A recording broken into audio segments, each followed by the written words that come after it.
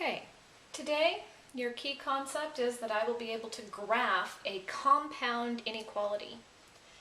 If you are going to graph a compound inequality, you probably should know what one is. So here's a definition of a compound inequality.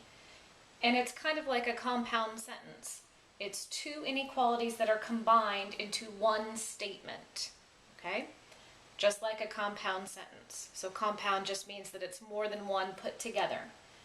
In a compound inequality, you will often see the words and or to join them together, and that shows you what their relationship is. Here are some examples of what a compound inequality looks like. You could have it written as C is greater than or equal to 1 and C is less than or equal to 3. And another way to write that is like this. In other words, you're saying that C is just in between 1 and 3. 1 is less than or equal to C, which is less than or equal to 3. And I'll show you in a moment how to break that apart so that you can graph it. Or you'll have something that looks like this. A is less than 5 or A is greater than 10. Okay?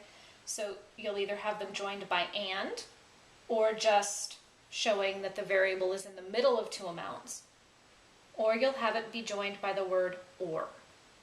Okay? So graphing these is not too difficult.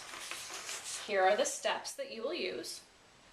So the steps for graphing a compound inequality is to separate it into two separate parts if necessary.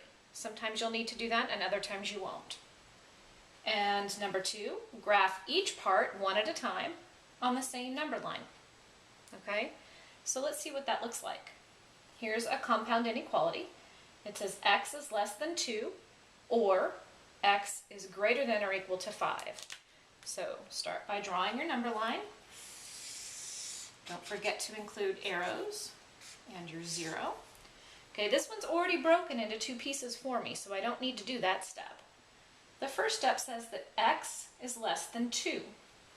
So here's 2. Less than is an open circle. And if I'm going less than, that means I'm going to shade to the left. Okay, so that's the first part. The second part says x is greater than or equal to 5. So here's 5. Greater than or equal to indicates a closed circle. And if I want greater than or equal to, I'll shade that direction. Okay? So you're just shading both parts, or graphing both parts of the inequality on the same number line.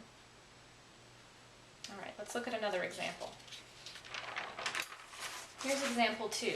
Okay, so this one says -7 is less than x, which is less than 5.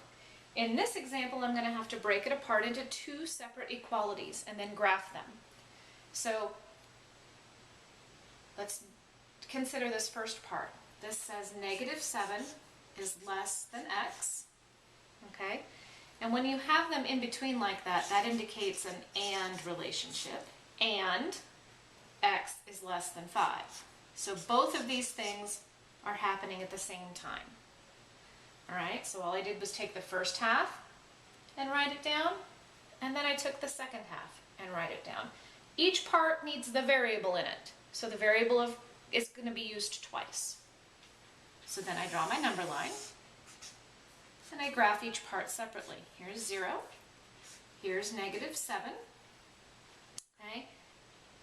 That's an open circle. Now be careful here. This says -7 is less than x. So if -7 is less than x, that means that x must be greater than -7. I could put in a 1 here and make a true statement. And a 1 is this direction on the number line. Okay? So you're going to shade this direction. And I'm not going to put an arrow yet because you're going to see what happens here in just a second. Now I'm going to graph this part. Here's 5. Again, I have an open circle. And this says that x is less than 5, so that means I would shade this way.